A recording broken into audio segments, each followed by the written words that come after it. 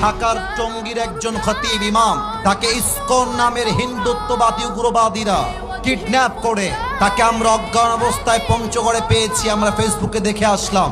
আমি খুব বেশি লম্বা চড়া কথা বলতে চাই না। আমার কথা একটা, বাংলাদেশের মানুষ স্বার্থপর হয়ে গিয়েছে। জামাত ইসলাম তাদের লোকের যদি সমস্যা হয় তারা মুখ খুলতে চায়, কওমির আলেম কওমির ইস্যু মুখ খুলতে চায়। বাট মাথায় রাখতে হবে, যে কওমিয়া সে কওমিয়া, যে আলিয়া সে আলিয়া, যে জামাত সে জামাত, যে চরমনায় সে চরমনায়।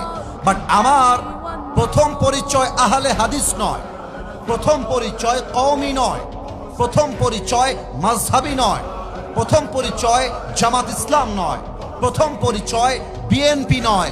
আমার প্রথম পরিচয়, আমি মুসলমান ঘরের সন্তান।